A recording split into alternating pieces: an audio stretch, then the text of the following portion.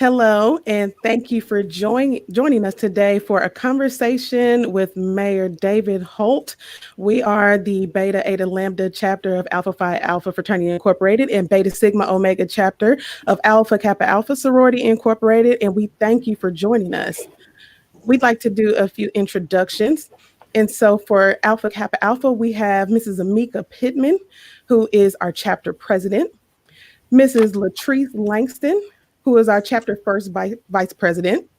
Mrs. Maggie Ann Green, who is our connection chairman and also 28th Midwestern Regional Director. And Senator Anastasia Pittman, who is our connection co-chairman, and she also carries a lot of titles, and she will be one of our moderators for the evening. Kendrick?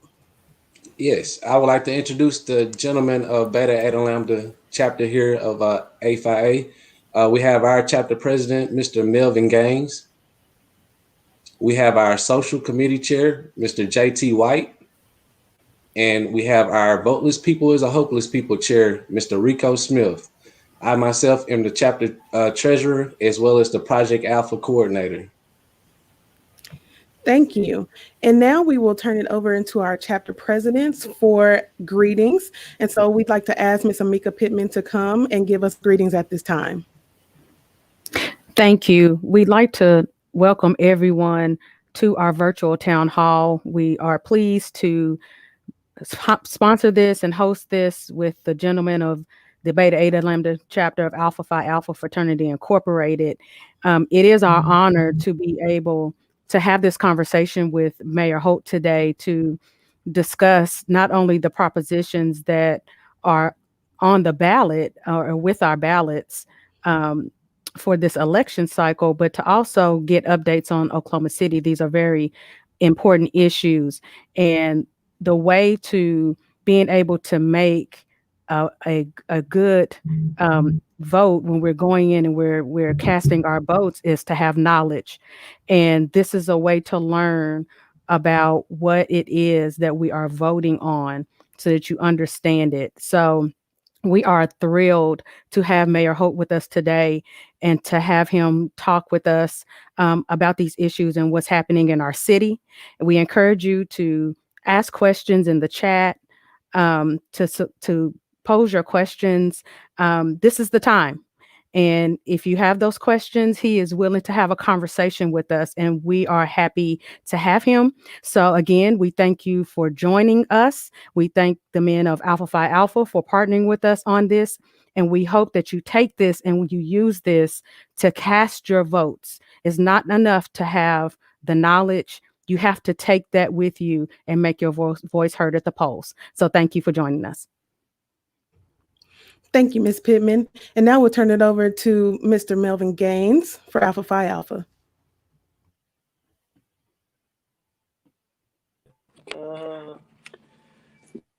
Good evening, guests and ladies.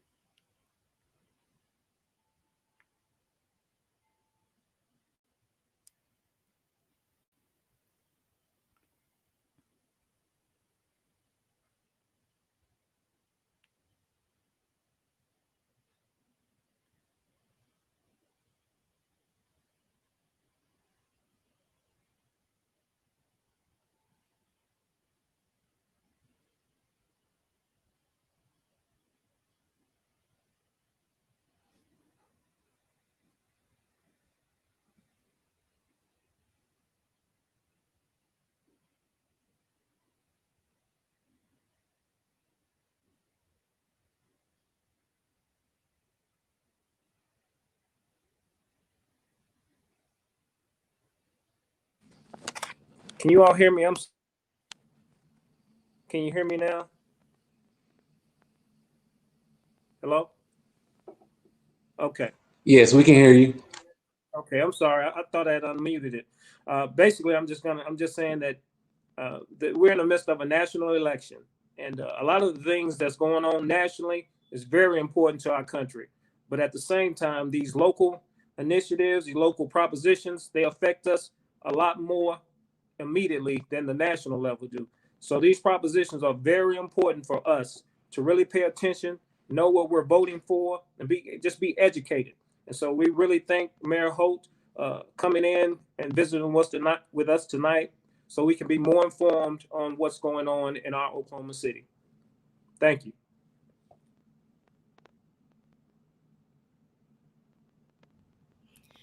Thank you so much. And now we'll turn it over to our moderators for the evening. We'd like to introduce to you Mr. Rico Smith and Senator Anastasia Pittman, who will help with our conversation this evening. And they will also introduce our Mayor, David Holt. Anastasia, Rico? Hello, everyone. Welcome to tonight's virtual town hall with Mayor David Holt. I'm one of your co-moderators, Rico Smith. I'm so excited for this tonight's conversation. I want to encourage everyone to please like, share, and comment if you have any questions. Without further ado, Senator Anastasia Pittman.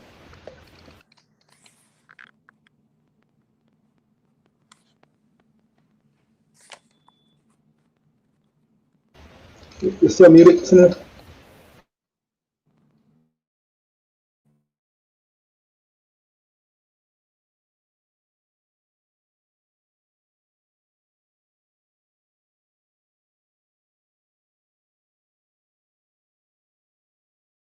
Let's see. Let's start over. Thank you, everyone. Thank you, Brother Rico, for that introduction. And I just hope that everyone has an opportunity to participate. This is a historical opportunity for us to have firsthand knowledge from our leader of Oklahoma City, Mayor David Holt. So without further ado, I'm going to introduce Mayor David Holt.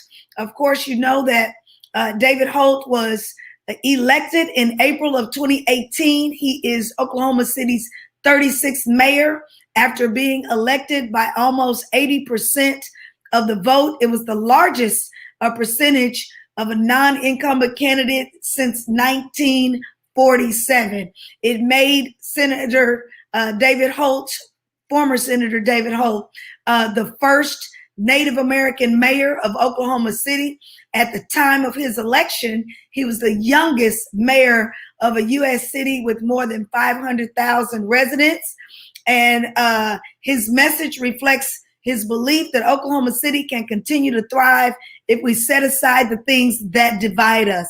And that's what makes him so tangible and accessible. So I wanted to make sure you knew that just his second year in office, he recorded his signature event in the development and the passage of Maps 4, which was nearly $1 billion in a package that will address about 16 different critical things, critical challenges and opportunities in Oklahoma City.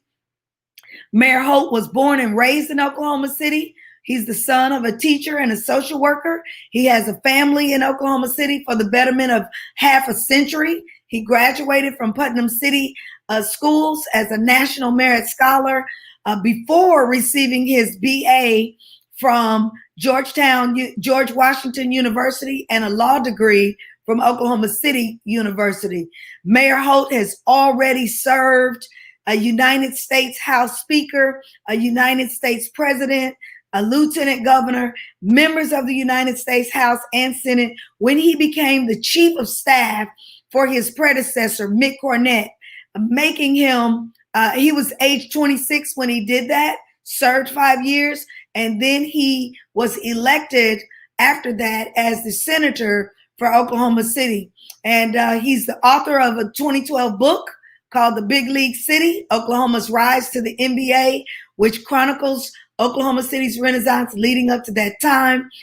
Mayor Holt is married to a wonderful and beautiful wife, Rachel. He has 2 children, George and Margaret, and they are members of St. Augustine of Canterbury Episcopal Church. Like I said before, Mayor Holt is Native American, so I want to make sure we all know that he is a member of the Osage Nation. Mayor Holt, welcome to tonight's forum, and thank you for joining us tonight. Well, thank you, Senator. Can you hear me okay? Yes, sir. All right. Thank you, Senator. Thank you, Rico. It's my pleasure and honor to be with you this evening, and greetings to the co-hosts with you that we were joined by earlier, and anybody watching tonight. It really is a pleasure to be with you. I would be happy. I know one thing that's on everybody's minds is a little bit about the city ballot for November 3rd, and so I'd be happy to talk about that. But after that, I really want to take this any direction you guys want to take it, and I don't necessarily want to give a long speech. I'd rather answer questions and kind of have a conversation. So does that sound okay? That's great. What we'd like to for you to do is give us a little bit of background on the task force that put these ordinances together, and then share with us why these ordinances, or why the task force, or you believe that these ordinances are necessary. Because there's a pink ballot in our mail, and we want to make sure people understand what to do with them and be able to respond accordingly. Absolutely. And it is timely, and it is not unimportant, but it is also probably, after I'm done describing what's in these charter amendments, you might think this doesn't sound that substantial, and that's okay. But let me kind of give you the background of how we got here, because you're absolutely right. People are getting their absentee ballots right now, or they're going to vote absentee in person in the 3 days before the election, or they're going to actually vote on election day. And in any case, if they live in the city limits of Oklahoma City, they're going to get handed a second ballot that's really kind of longer than the first. And I don't want them to be totally confused and curious as to where this came from. So anybody who's listening to us tonight is going to get a little bit of background that I think will be helpful. Basically, we have a charter in the city of Oklahoma City. Our charter is really our constitution. It's the same concept. It's the governing document for the city. We at the council level, the mayor and council, we will vote on ordinances, which were essentially another word for laws, another word for statutes. It's just sort of the municipal word for those things.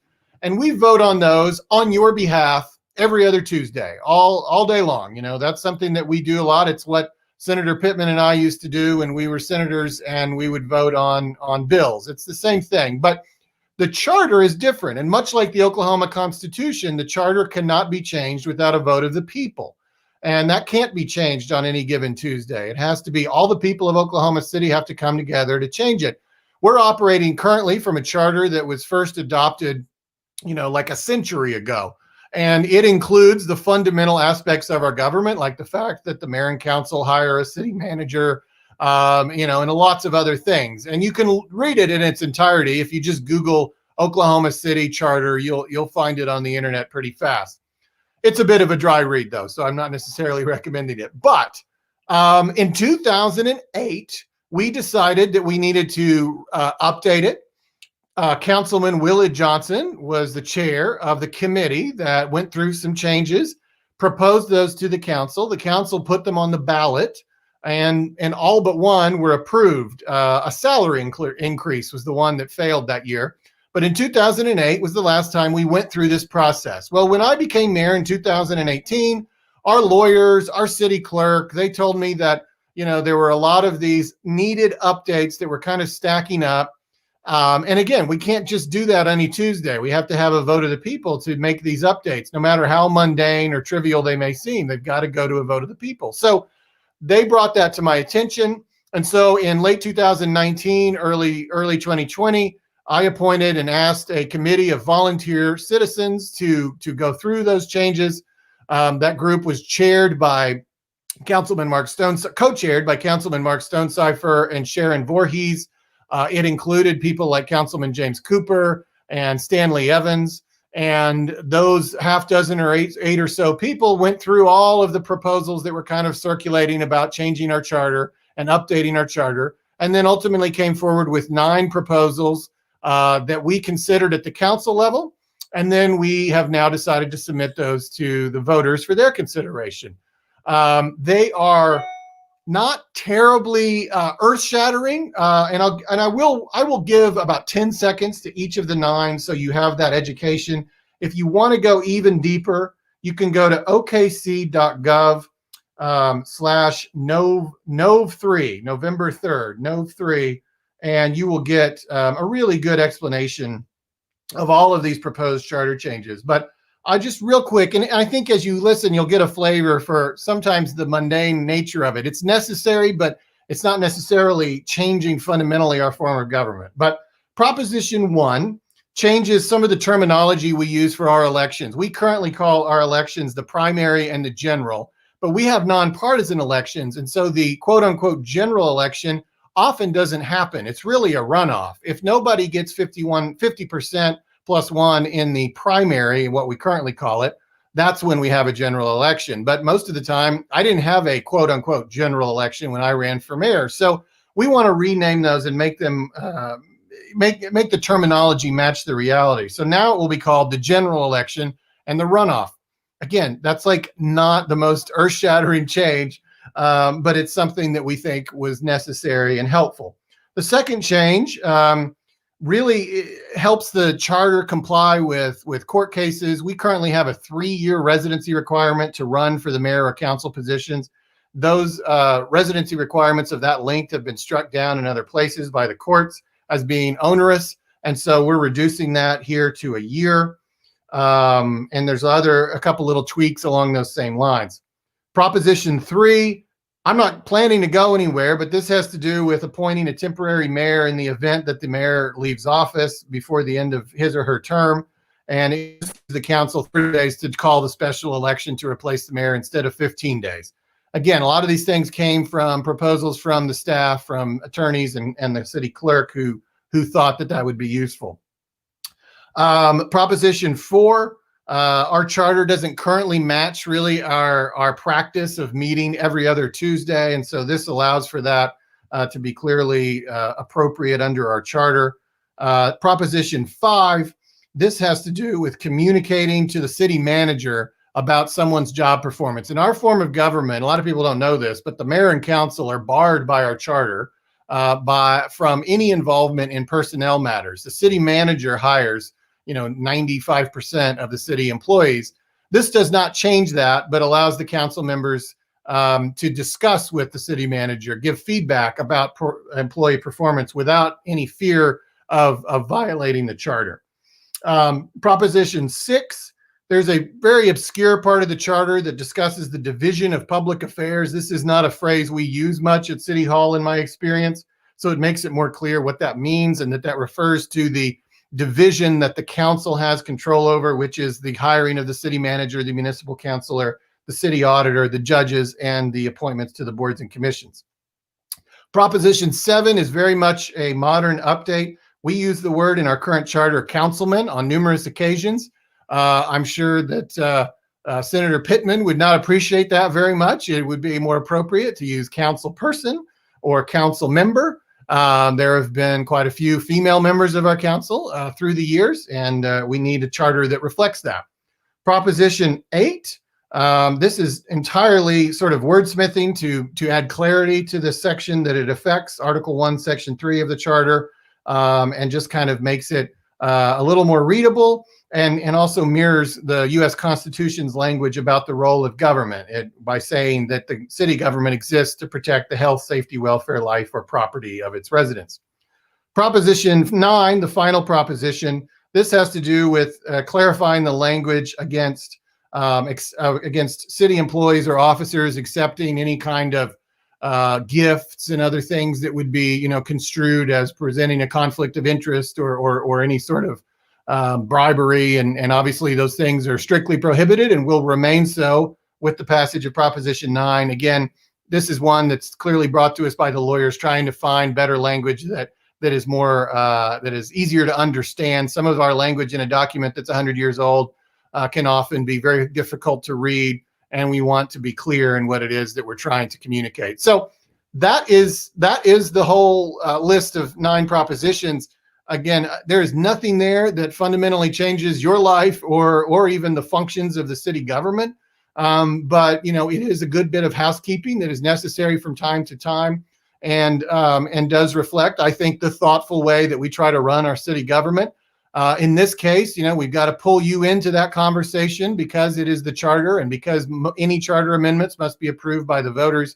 And so if you want more knowledge than I just gave you, again, I'd go to okc.gov/NOV3, and you can read even more about what I just described. But I think that the major takeaway on this particular topic, and then I'd be happy to transition to others, but the major takeaway here is this was a very thoughtful process over the last year to develop these proposed charter updates. It went through, citizen review. There were numerous opportunities for public feedback.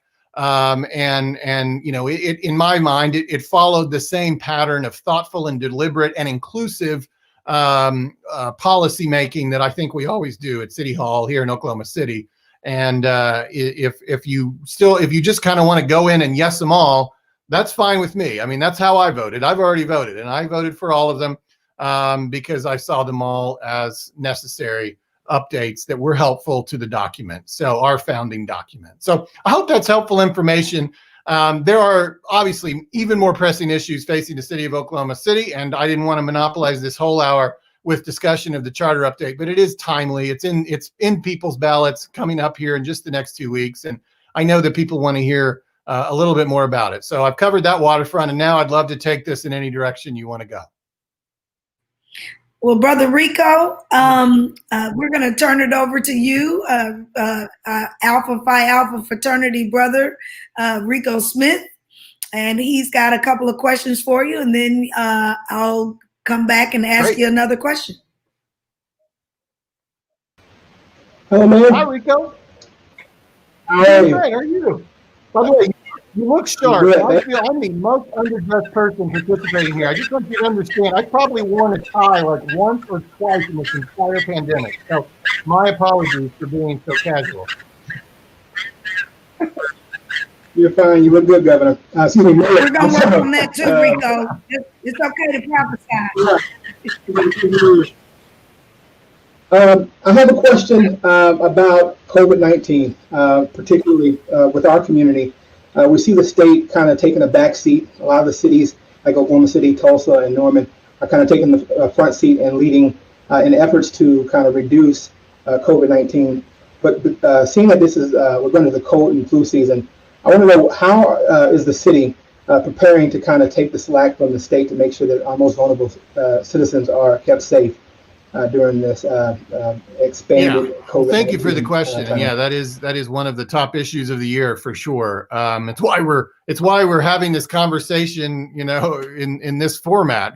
We've kind of gotten used to it, but it's an unusual year, and that's for sure. You're right. In many ways, our cities have kind of taken the lead on the initial response, sort of what I would call the mitigation of the spread. The state still plays probably the preeminent role in it. We're talking about hospitalizations and we're talking about testing and other things, but we've kind of been the tip of the spear in trying to just stop people from getting the virus. That's kind of where we seem to come in. And that's kind of our role. And as everyone recalls, we were very aggressive in the spring and followed many national norms and facilitated the closure of things in places where we felt that the spread would be most significant. And I think that was the right thing to do. We bought our healthcare system time. We bought our public health system time to try to move and prepare to move into this next chapter of our response. Now we're in, month 8 or 9 of this pandemic. And, realistically, we probably have that much time left before we might expect to have a vaccine that would begin to bring the numbers dramatically down. And I think what we've tried to do now, much like other states and cities, is figure out how to live in this new normal. How can we still resume many, if not most, of the activities we enjoyed before the pandemic, but do so safely? And from time to time, I think we have figured out that sweet spot. And then, I think we all sort of collectively relax our precautions. And I've learned a lot about human nature this year, if I didn't already know it. And there's kind of cycles that it feels like we go through where people get kind of tired of it all. And I understand that. I mean, we all have pandemic fatigue. But the reality is it's still very much here. Most of us have never caught it. And so, there's just not a widespread immunity across the city, and it's still very dangerous. And as you kind of alluded to, we're already seeing rising numbers as the weather turns colder, and it's likely to only escalate. And we're at a situation right now where, I just implore people to take those precautions. They're pretty simple. you can keep your distance, wear your mask, and wash your hands, and still engage in a lot of activities, and maybe things have to be a little different, and maybe that get together needs to be like this over Zoom or FaceTime, and maybe you need to make the extra effort to find a restaurant that offers an outdoor dining option, at least when the weather's nice, and so on and so on. Just being a little more conscious of it and not just throwing caution aside. And if you're having trouble focusing on how necessary that is, think about the fact that there's about 270 people in the Oklahoma City metro right now that are in the hospital, in one of our hospitals, in Mercy or St. Anthony or OU or Integris, with COVID-19. And asymptomatic situation. That's not just a little cough, they're in the hospital. Not a lot. I've never really been admitted to a hospital in my adult life. I've seen them. I'm aware that they exist, but that's something I try very much to avoid. I consider that a very nerve-wracking situation. And think of the nervousness, the anxiousness, the fear that those 260 people are experiencing right now as you and I are talking, and then their families and everybody else knowing that they're on the verge of something even more serious. And we lost well over 200 residents of this metropolitan area over the course of this pandemic to COVID-19, and unfortunately we're going to lose some more. And you can control that to a great extent, whether you're going to be one of those people who loses their life or loses their good health or has to deal with this, the lingering effects of this for months or years to come, or put yourself in that situation where you're in the hospital and your whole life is starting to feel threatened. If you need that focus, I'm here to be your coach. I'm here to tell you guys, this is very serious. Those people in the hospital right now did not want to be there. And you can probably avoid that situation if you take precautions. This is not like a magical thing that's going to find you in your house. You get it by talking to people up close who have COVID-19. And of course, we don't know who those people are. So we've got to treat everybody as if they have COVID-19. And it really is avoidable, especially if you wear your mask. And let me pause for a moment on that concept. The way that you transmit this virus is your saliva droplets, your spit, okay, is how you transmit it. And we don't think about it, but right now I'm spitting all over this computer screen that I'm talking at, and it's disgusting what I just said, but it's the reality. And even though it's disgusting, I've got to be candid with you because it helps you understand how this virus is transmitted. So if I were talking to somebody this close to me, 3 or 4 feet away, which is usually how we talk to people, we are spitting all over each other. We don't see it, we don't feel it, but it's there. And then we're inhaling the other person's saliva. And when you wear a mask, you dramatically diminish that. You are catching most of that spit in your mask. And it's not perfect. It doesn't eliminate the virus, and you may still catch it even with wearing a mask, but it's much less likely.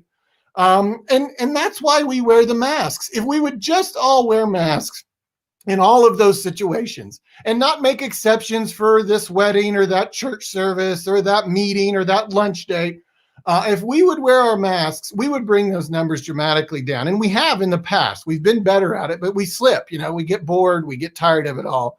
We get fatigue, and we want to live our lives like we did before. But that's a very dangerous and risky proposition. So I just encourage everybody listening tonight to take my words to heart. Let's bring these numbers back down. Let's prepare for what could be a challenging fall and winter. Let's not enter that season, a new flu season, with escalated numbers like we have right now. There is a mask ordinance in effect here in Oklahoma City through at least December 7th. So continue to wear your masks in indoor public places. And please just be conscious of it and be that person who's reminding others, because it can get easy. There's a little peer pressure. Hey, let's just go to lunch, and let's be the person who's reminding the others that, hey guys, we're in a pandemic. Let's find another way to interact, just like you and I are tonight. So, we'll continue to watch the numbers, and if they get to, we don't ever take any options off the table. Obviously we're not being, as as forceful with regulations as we were in the spring, because we're trying to, let people try to make their own decisions. We're trying to not drive everyone into bankruptcy. I mean, we understand there's a balance here, and we're trying to be conscious of that. But we have proven on numerous occasions since July that if you will wear your mask, that takes care of so much of this, that if people will wear their masks, social distance, and wash their hands, we don't have to have any other regulations. If people will just do what they're supposed to do on that front. So please do those things. And as you alluded to, some of these effects have disproportionate. This virus has disproportionately affected minority communities across the country. And I recognize that a lot of the audience here tonight is part of our city's African American community. So please lead the way for your family members, your friends, and your colleagues. And let's make sure that Oklahoma City stays as healthy as possible throughout the remainder of this pandemic, however long it lasts. Thank you, Mayor, for your response. Senator Pittman, do you have a question? I do. I am going to yield. We have a fraternity brother, Brother Kendrick, wants to hop on. So we're going to let him in so that he can ask a question of Mayor Holt. I have had some opportunities to talk to him on the sidelines and in other places. So I want to get these questions in from Oklahoma City. I don't want to hog all of his time, because we can have him back after the elections to talk about some additional updates. So, Brother Kendrick, would you ask your question, please?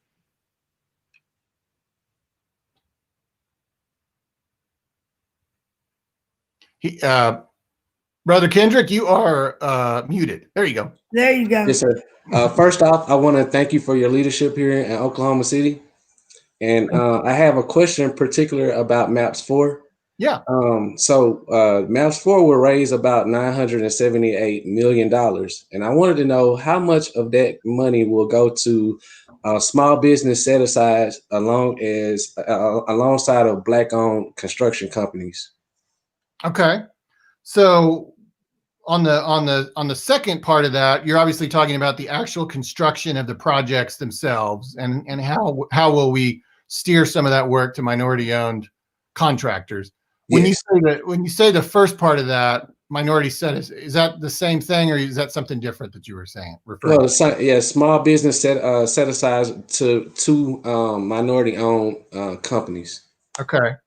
Well, and Senator Pittman's probably had to work through. Thank you for the question, first of all, and thank you for having me. And I also I don't know how all this works, but I assume everybody else can see this. I saw a really nice comment from Diana Berry put on the screen. Of course, our city's amazing former personnel director. So I want to thank her for her kind words as well. So, I'm sure Senator Pittman has dealt with these challenges in the past, but our state laws really make it difficult for us to have the kinds of programs you see sometimes in other states or cities where we have explicit requirements for work to be given to minority-owned contractors or businesses. And I'm being gentle. I mean, really, it's prohibited in our state law. And so we've had to get creative, and I know we're still working through that. I know that Councilwoman Nikki Nice has been working on that as long as she's been in office the last couple of years, meeting with city staff. I think the creativity comes into play where we're trying to get, a proactive approach to where we're finding these minority-owned contractors and really proactively trying to bring them into the conversation. That's one way to maybe get around it, the inability to have a requirement. All of that's, conversations that we're very much having at the city level, and I've had those conversations with the city manager, and it's top of mind. It's just challenging in the state legal environment that we have. Some of the things you often see in other cities and states have been prohibited here in Oklahoma. But we want those projects. The projects, we often talk about the effect of the projects, the long-term benefits of having a youth center or a civil rights center or new parks. But what you're alluding to can be very beneficial as well, which is the actual construction of the projects themselves brings a lot of economic benefit to the community. And we want that to be felt locally, and we want that to be felt in minority communities of Oklahoma City as well. I will point out that we do have one of the projects is it's a little different than what you were describing, but I would be remiss if I didn't point out that one of the MAPS 4 projects is a small business support center for minority-owned small businesses, and that will be in the Innovation District. And we're excited about that project. That would be a place for people who have a vision or an idea for a small business in Oklahoma City to get the kind of mentoring and resources that it takes to bring that vision to reality. Thank you for the question. Thank you, Mayor. All right, Mayor Holt, just a little background information, if you can recall us working on some legislation that brought some jobs to Senate District 48. We were able to be successful in getting the city to pass some permits for us so that we could bring a new movie theater to Oklahoma City. So I'd like for you to kind of describe that challenge that we faced and how we were able to overcome it, and now how it's being affected now with COVID-19. But I want people to know that we worked on bringing specific things to the African-American community while we were in the state Senate, and now you're able to further those things as mayor. Yeah. What you're referencing was and is a development along Broadway Extension in Northeast Oklahoma City, near 63rd and Broadway Extension. It's been a field for I guess the entire history of our city. And there was a movement in 2015, 2016, that time period, to develop it and to have a movie theater there. And the business model of the movie theater depended on the ability to serve food. And where there is food served in our city, there is usually the opportunity to responsibly order an alcoholic beverage. But that is not true in a movie theater, or wasn't true in a movie theater. We had prohibitions against the ability to order an alcoholic beverage in movie theaters. And so you recognize the economic development opportunity there for Northeast Oklahoma City. And as did I, and we both recognize the reality that people ought to have some freedom. We don't have to make all their decisions for them. There is no track record of this causing major issues in other states. We were one of the very few states that had such a prohibition, and maybe it was time to move into the modern era. And so it was actually a pretty tough battle because the legislature, as you know, is a lot more conservative maybe than the enlightened thinkers of the Oklahoma City and Tulsa metros. And so we had to deal with a lot of our maybe more rural colleagues who saw it a little differently than us. But we were able to get that through, and you were an original co-sponsor of that as the theater was intended to be built in your Senate district at the time, and very grateful for that. Yeah, there you go. And you helped us get that through, and it took a little while. I always say, like everything else I do, I always say we plant trees so our grandchildren have shade, and finally this year that theater opened. It's called Flick's Brewhouse, and obviously there'll be other economic development opportunities around the city as a result of that same law. But this one specifically was kind of the driving force. And they have opened in the middle of a pandemic. So obviously that's a little challenging for them, but they understand that. And, I think they're there for the long haul. And it's new jobs, that's just near, kind of the Highlands area. And, they are really focused on making sure that they provide jobs to the local community. So I don't know the details, but if anybody is interested in employment there and, might give Senator Pittman a buzz, and I bet she'd be happy to connect you to the Flick's Brewhouse. And I have toured it, and it's a beautiful facility, great movie theater. And they do have the state-of-the-art air circulation methods in place. So, I mean, I'm convinced that if you keep your distance from others in the lobby, that you're perfectly safe there, and they're keeping distance in the seating, throughout the pandemic, so you don't have to sit close to people. And it's a lovely way to experience a movie. So thank you for your work on that and for bringing new development to Northeast Oklahoma City and to your Senate district during your time of service. Thank you, Senator. Well, I just wanted to say thank you to you because we will probably, when this pandemic is over, invite you to an alpha night where we have both our fraternity and sorority come and do maybe an individual movie screen or something there. Because we are anticipating following through with the rest of the development with retail shops overlooking the pond, the lake that people don't get to see. But I wanted to say thank you for fighting with that, for that effort with me. And thank you to even Councilman John Pettis, who worked on those permits for us at that time. But I just wanted our African-American community to know that you didn't just start working on things when you became the mayor. We were working on these things when we were trying to get a big league city going. And so I had the opportunity to vote on that NBA team coming to Oklahoma City. And we've just been challenged on some things. So highlight for us some of the things you want to share that the city is doing. I know there's a lot of buzz about Homeland coming to Northeast Oklahoma City. And we had the little groundbreaking ceremony. There'll be more celebrations in the future when that is built in a year. But I just wanted you to be able to pick and choose some of the things that you want to share with us so that we can give you the majority of the time. Yeah. Well, you know what, you've sparked a thought. I would love to spend just a minute talking about all the investment just from the city side, just from the public sector that's coming into Northeast Oklahoma City over the next 10 years that is already slated, is already, approved. Because we hear about it all like, here and there, and we all kind of know intellectually about it, but to hear it all at once, I think is pretty amazing. And so let me go through that effort for just a moment.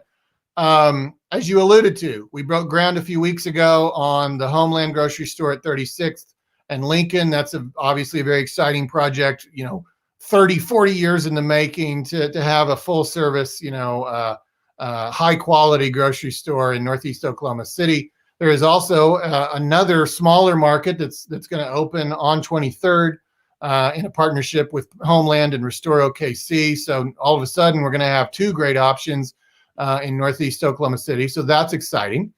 You're seeing more and more development along Northeast 23rd, and it's exciting that it's really driven by investors and entrepreneurs who are from the community. And you're seeing that happen, with people like Kaya Fletcher and JB and others, opening businesses along Northeast 23rd. So that's exciting. The Homeland is going to be adjacent to the MAPS 3 Senior Wellness Center. And I don't know if people really understand just how awesome that's going to be. If they haven't seen our other senior wellness centers, these are like Lifetime Fitness centers. I mean, these are fancy, these are $15 million facilities. That's going to be in the same parking lot with the Homeland, and it's going to break ground here in the next few months. We're breaking ground next week on the Willa Johnson Rec Center, which is going to be another, about $10 to $15 million project, state-of-the-art rec center. That was passed by the voters in 2017, so that will be open in 2021. And then, of course, there's MAPS 4. And MAPS 4 has an unprecedented amount of investments in Northeast Oklahoma City. When I was running for mayor, when we were preparing the MAPS 4 package, I get it. I heard from people who said that MAPS had overlooked Northeast Oklahoma City through the years. And I really wanted to work with the council and ultimately with the voters to address that and to, really counter those perceptions. And so, just to remind you, MAPS 4 has got, probably the most impactful thing is the $25 million to build and operate the Freedom Center and Clara Looper Civil Rights Center. We were just there a couple of weeks ago unveiling a sign out front that kind of shows the vision for the site, but that is approved by the voters, and that is going to happen. It's going to take, like everything in MAPS, it's going to take a decade, but it's going to happen. And that's an amazing, first of all, it's a great amenity for our city. It's a great, important story that needs to be told. And it's great. It's really important that we save the Freedom Center, which is, literally crumbling right now. But it's also just a great new development for that whole area, really pulling in visitors from the Adventure District and hopefully from around the country and giving a catalyst for hopefully more opportunity around that area. We also have, I mentioned this earlier, the creation of the Henrietta B. Foster Center for Northeast Small Business Development and Entrepreneurship. That's $15 million. We also have operating dollars baked into MAPS 4 for that purpose. We also have upgrades to every single park in Northeast Oklahoma City. So all those little neighborhood parks, some of which may have, swing sets and amenity and benches and tables that look like they're from the 1960s. Well, we're gonna upgrade all of that. We have a $5 million, in addition to that, we have a $5 million major renovation to Washington Park, Booker T. Washington Park, just south of the Innovation District. We have a new $500,000 pavilion at Minnis Lakeview. That's like way northeast Oklahoma City, where people think they live in Spencer, but they're still in Oklahoma City. Well, we're going to bring a new pavilion out there. We have $2 million in enhancements to the Northeast Community Center, where our FACT program operates. We have a brand new park out there in far northeast Oklahoma City budgeted for $2.25 million. Everybody around the city, including the Northeast, will have access to the MAPS 4 funding for community gardens, new basketball courts, new pickleball courts. We haven't cited the youth centers yet, but there's at least 4 of them for at least $70 million, plus another $40 million in operating costs. And I'm absolutely certain that, one of them is going to go in somewhere in Northeast Oklahoma City, although that decision has not formally been made. It just makes sense. And we also wrote into it that the new Willa Johnson Center will have equity with any other of the youth centers when it comes to the youth amenities in the Willa Johnson Center. So if that's necessary, it may not be necessary. The Willa Johnson Center is pretty fabulous, but if there's need for a little bit more money to make sure it's got the same amenities that the other youth centers have, then we will provide for that. We also will have a fund to provide financial assistance for low-income users of our MAPS 3 Senior Wellness Center. Sometimes people have felt that they can't afford it. That is, unfortunately, the operating model for those senior centers is you've got to pay a fee, and so we want to make sure that people have access to that equitably across the city, regardless of their socioeconomic status.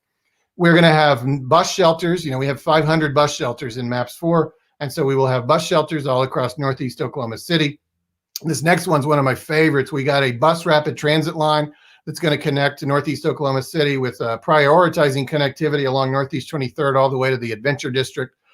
That's drawing upon $60 million for that line and for a line to South OKC. So probably average out to about $30 million for that project alone. Bus rapid transit is kind of like a souped up bus line. It feels like you're on a train. I mean, it's still a bus, but it's got dedicated lanes, it's got elevated platforms, and it just moves with more frequency. And that's going to be a great new amenity for Northeast. Northeast will have access, like the rest of the city, to citywide funds for new bike lanes, for more street lights, for new sidewalks. We explicitly wrote in beautification and placemaking along the Clara Looper corridor, Northeast 23rd, as well as new east and west entrances to the Clara Looper corridor. We've got connectivity between the Innovation District and the surrounding neighborhoods in Northeast Oklahoma City. We've got a beautification at Northeast 23rd and MLK. We want to, the northeast corner of that has now just been flattened, and we want to acquire that land so we can put it to better use for the community. And we've even got a statue of Ralph Ellison in there for MAPS 4, presumably probably near the Ralph Ellison Library. So all of that is already approved.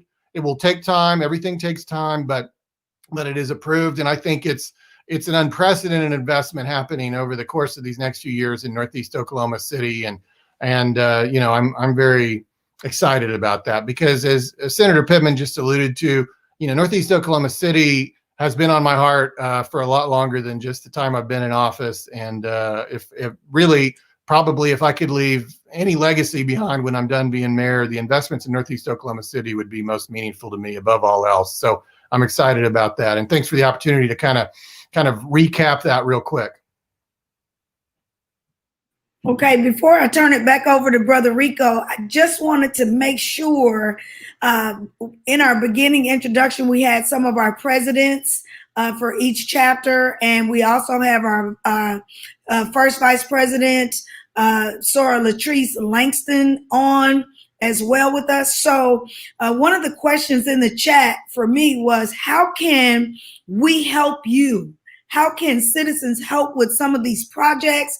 And so what I want to do is just establish a streamline of communication with our local chapters, so that if there's something that you need from us or some support that you need from us, that you can have a contact person for Karen to send us these updates, send us these announcements, send us the things that we can support our council members and support you with, so that you'll know that we are here and we're registered voters and we're looking at how we can make our city better, because we've made some investments and we want to stay here. Yeah. And so we've got a lot of ideas and a lot of things we want to work with you on.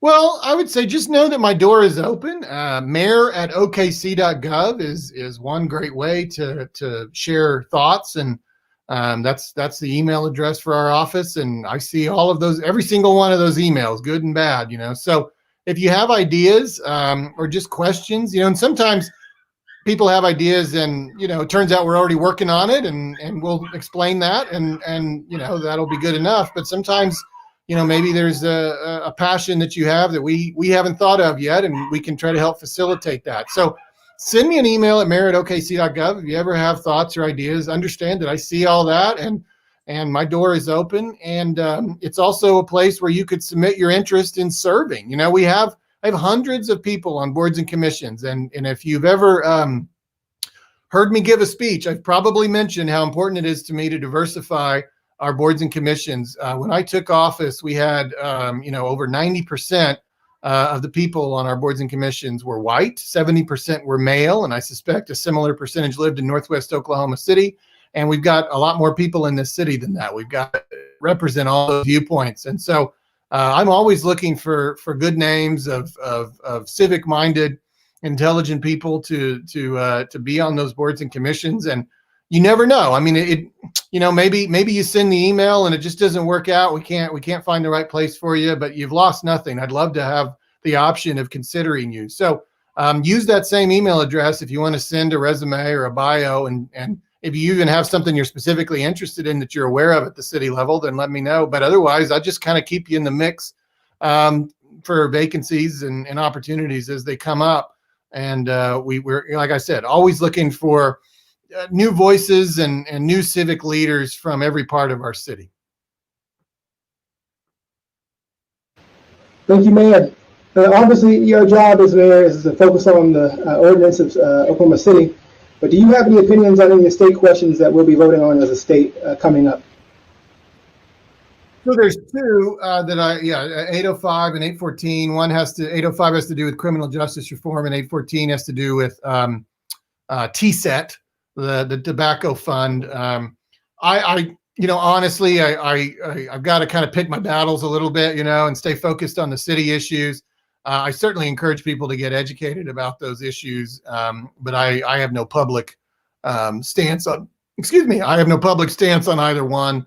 I just think it's best to kind of stay in my lane to some extent. I mean, obviously as a city we've been very focused on criminal justice reform and on good health outcomes. So, I mean, I'm not saying I'm completely disinterested in those, but I think that there's plenty of voices on both sides of those issues that probably you can seek out, and they're going to seek you out in the next 2 weeks as well through their campaigns. And I think I just encourage people to make their best decision and vote their conscience.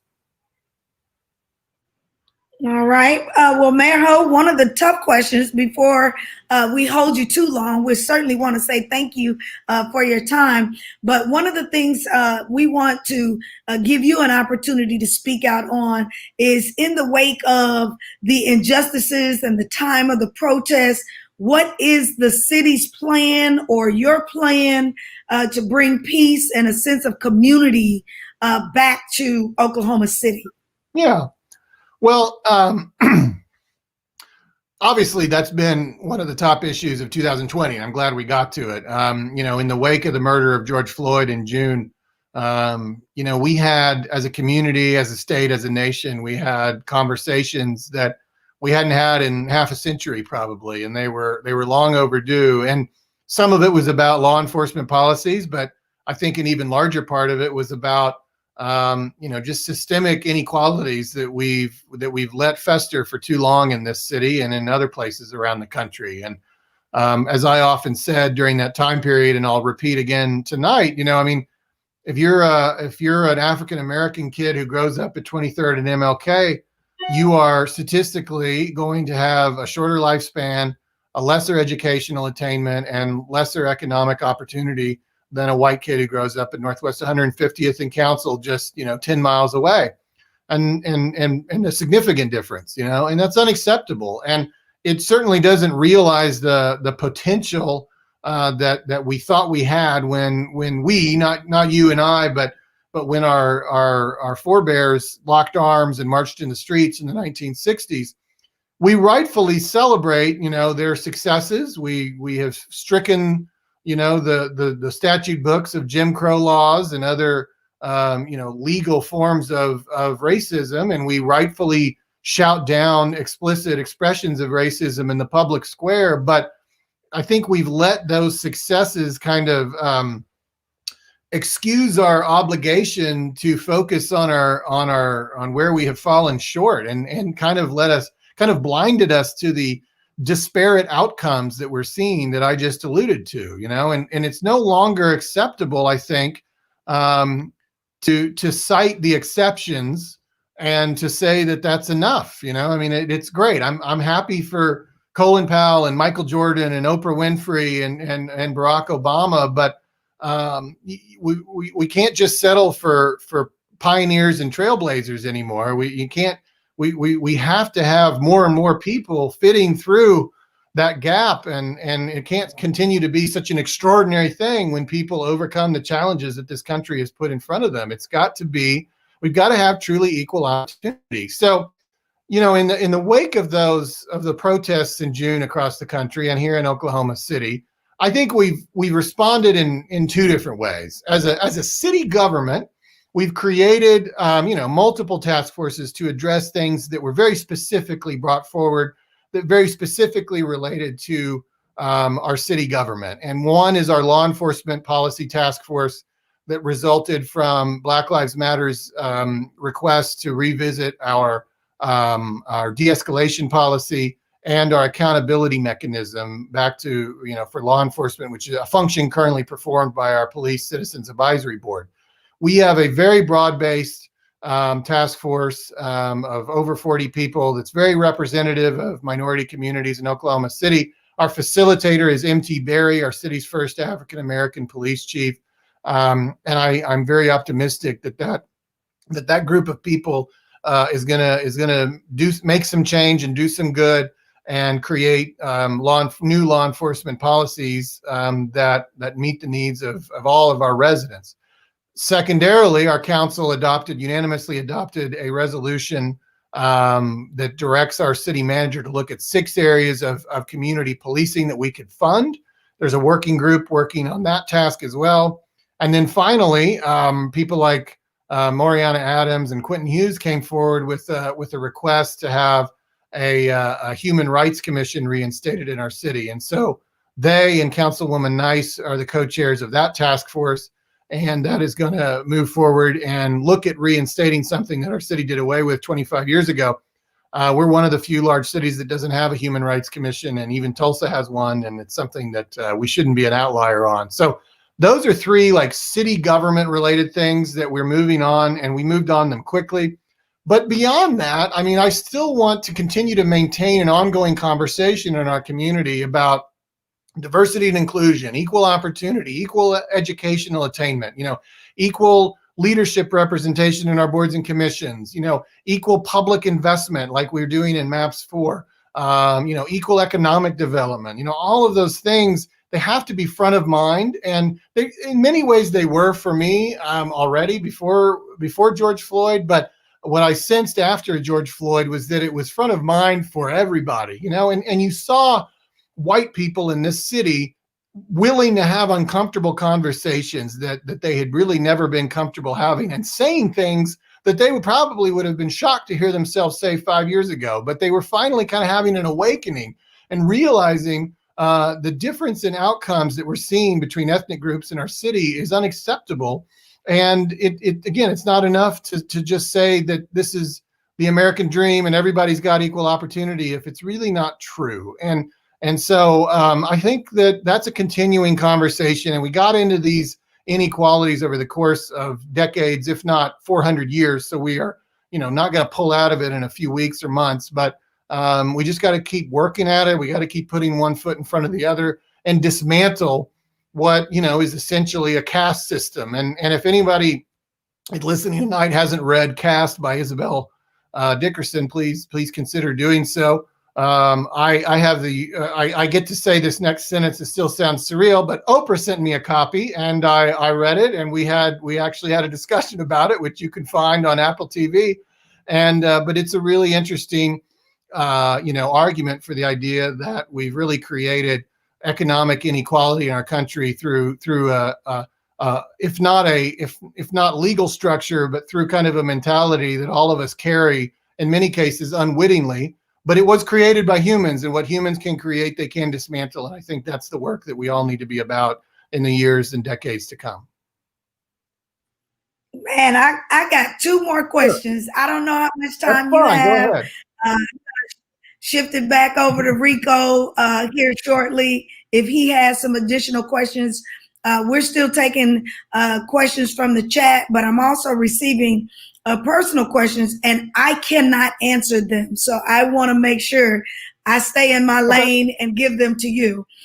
One of the questions I have is that MAPS 4 has funding, but I guess the council has taken a vote for whatever is left over for MAPS 4 to go into future projects.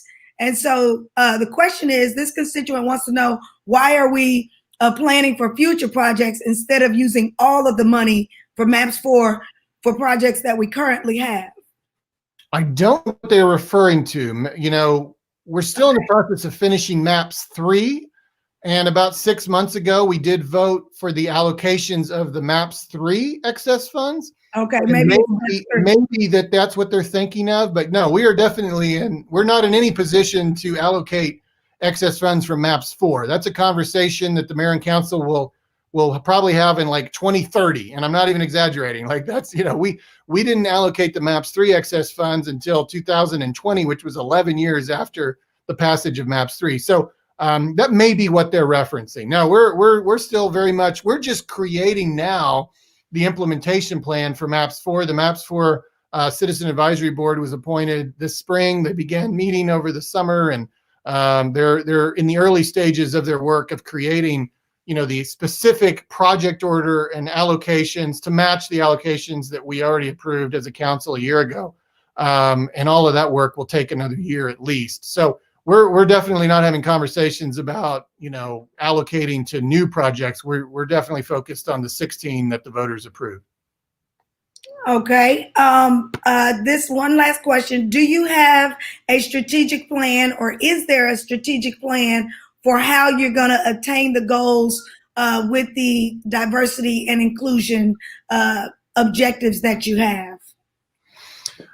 Well, I think, the thing I can control the most, and it's kind of important to remind people I didn't run for king. I do have some limitations on what I can do, and what I do have in my power to do is to change the way that decisions are made and who's making them, because the mayor has the appointment power over those, hundreds of boards and commission seats. And so, my strategic plan that I'm still executing is to continue to diversify those boards and commissions as I get that opportunity. It doesn't all come to me at once. There's kind of like, as terms expire is when I get that chance. But it's a deliberate and methodical process, and it's not easy. I mean, some of your hardest conversations are telling people who've been on these boards for 20 years and they'd like to be on these boards for 23 years that's not going to happen, and it's no reflection on the effort that they've put forth. They've been great, but we need to have different voices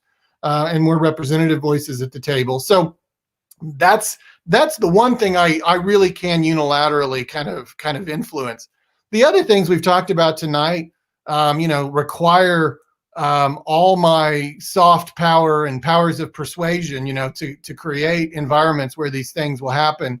I can't just sign an executive order. That's not the way our government works, you know. So with MAPS 4, I mean, I spent a year of my life, you know, building the inclusive, you know, holding the inclusive conversation and building the coalition so that we could take it in a little bit of a different direction and have those investments in Northeast Oklahoma City and across the city. It wasn't something I could just do, you know, with the stroke of a pen. It was something that took, you know, a year of my life and all the political skills and political capital that I had accumulated over, you know, my adult life. And that's a job well done. And I think we're going to, but we got to implement it. And we got to make sure that we keep the promises that we made in 2019.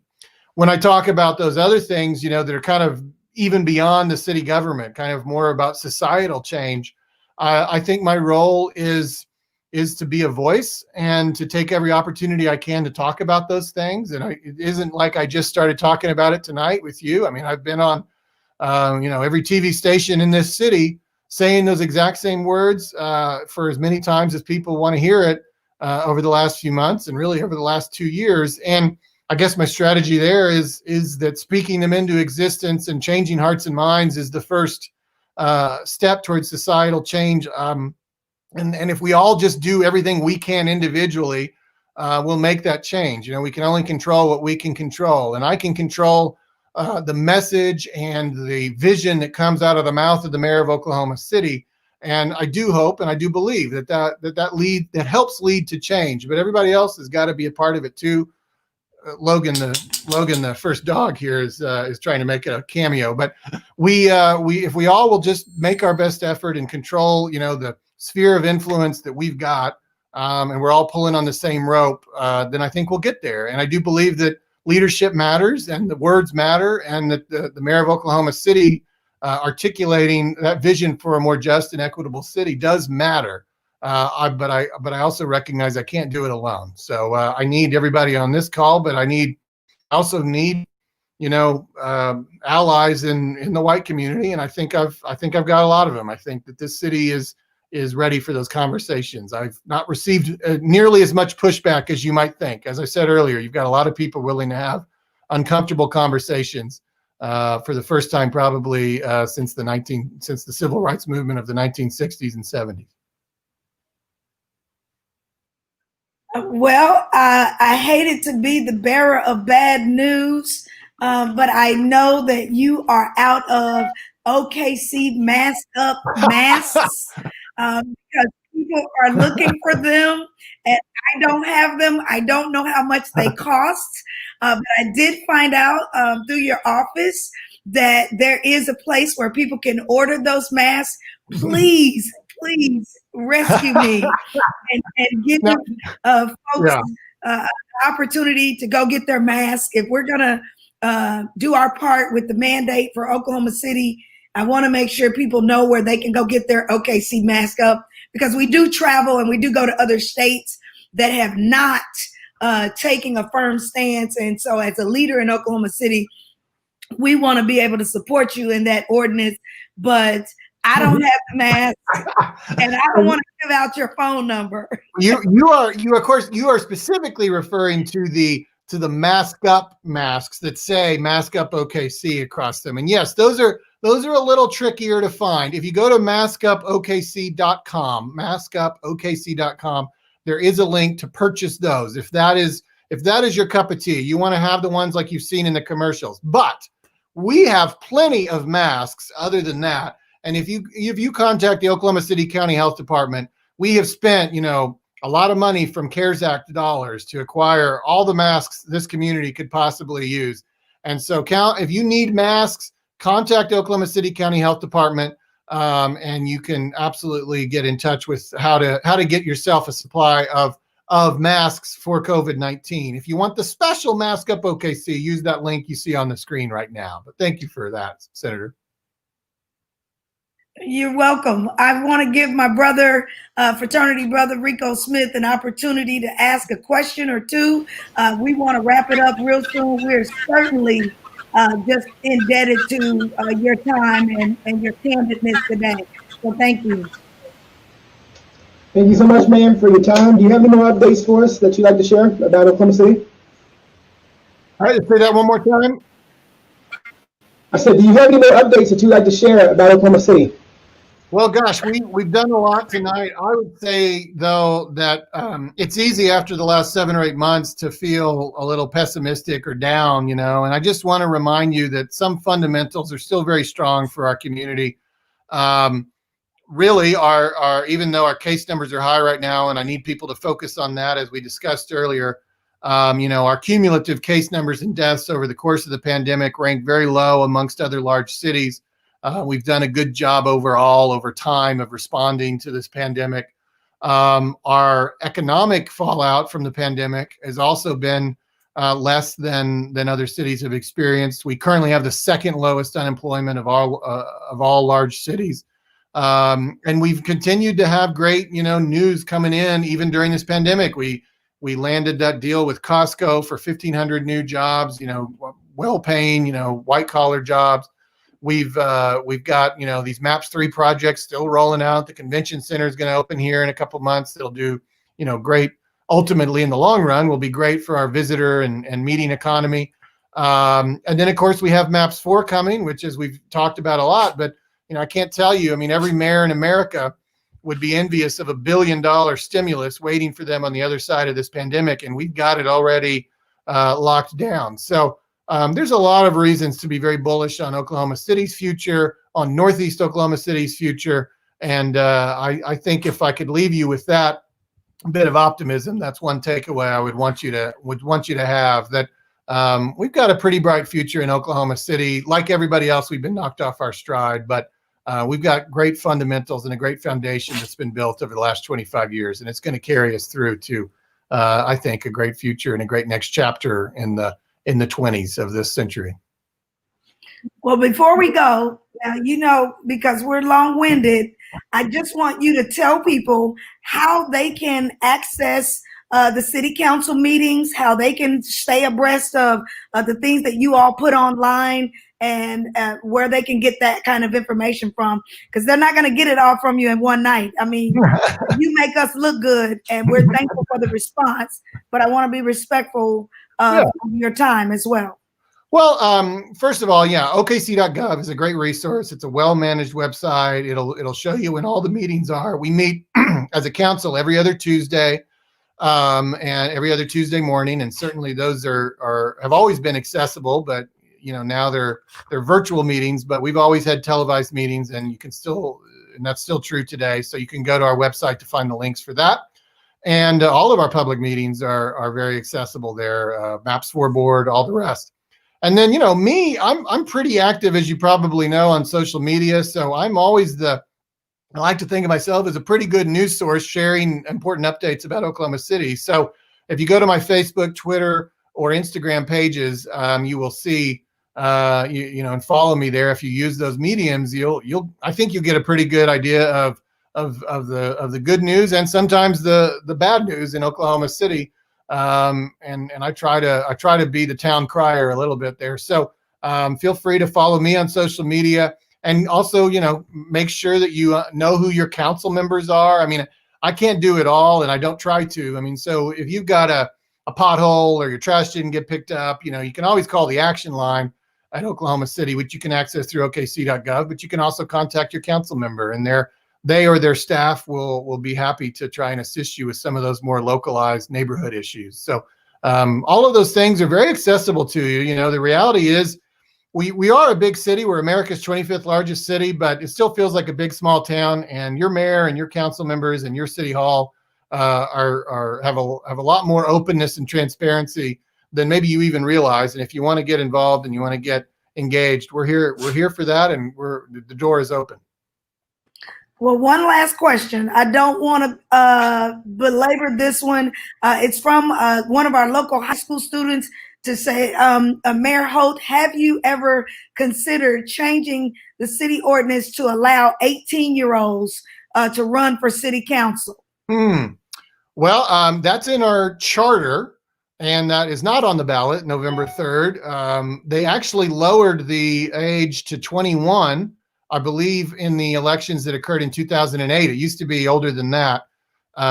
So I don't know. Nobody's really brought that up in my time as mayor. So, it would have to be a a charter change voted on by the people of Oklahoma City. So I guess we'll see how that goes. You can to the questioner, maybe bring that forward, or maybe you can run for council here in a few years and make that, force that change through yourself. But it is in our charter, so it's a little harder. It has to go through the laborious process I detailed earlier in our visit tonight. Okay, well, make sure you just explain very briefly that you do have a youth city council where high school students across the city are already participating in city government. Yeah, we have a youth council. So that's an opportunity for, generally it's high school seniors to kind of be a part of a mock city council for an entire year. There are 2 members from each ward and then 2 members that represent the mayor. And it's a great program. And I'll be meeting virtually with my 2 representatives tomorrow. As a matter of fact, you get kind of that opportunity to interact with your council member and with your colleagues. And go to okc.gov or search Youth Council Oklahoma City, and you'll get the application process. And once, every fall we name the new lineup. So, and I concur with Diana Berry's comment there. Consider applying for the Youth Council. For high school students, it's a great experience that really introduces you to your city. Well, I am going to yield all of the questions. We'll send the forwarding questions to you in an email, and we'll give you an opportunity to come back and share with us after the elections. I know you're busy, and I certainly want to say thank you so very much for your time. It's been an honor and a pleasure working with you, but I want to turn it over to back to our chairman and bring those other folks on because we have our chapter connection chair, Maggie Ann Green, who's going to come back on and close us out. Well, thank you, Senator. Thank you, Rico. Thank you, everybody. The honor was all mine. Be well. Thank you.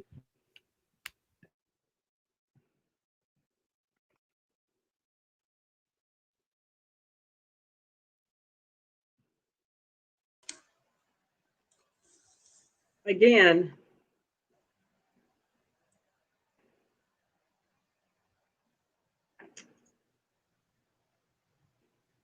we're waiting up. Waiting on me? Or Maggie? Okay, I'm ready. I didn't know. Okay. Again, want to thank Mayor Holt for joining the Beta Sigma Omega chapter of Alpha Kappa Alpha Sorority Incorporated and the Beta Eta Lambda chapter of Alpha Phi Alpha Fraternity Incorporated and the citizens of Oklahoma City for this informative and enlightening conversation and town hall. And thank you, Mayor Holt, for your candidness and for bringing us transparency to the process and what's happening, particularly in the Northeast Oklahoma City community. Want to invite all of you listening this evening to join us tomorrow, Thursday, October the 22nd at 6:30 p.m. We will be discussing State Question 814. The state question will amend the Oklahoma Constitution to change the way Oklahoma's tobacco settlement money is distributed. Ms. Angela Monson with the Oklahoma Policy Institute and former state senator of District 48 will bring us insight into this topic. She will discuss TSET and Medicaid expansion in Oklahoma. Again, we encourage you to be an informed voter and an engaged citizen by joining us to talk about State Question 814. You want to miss the conversation. Remember, tomorrow, Thursday, October 22nd at 6:30 p.m., we'll talk about State Question 814. Thank you for joining us and have a pleasant rest of the evening. Good night. Good night, everybody. Good night.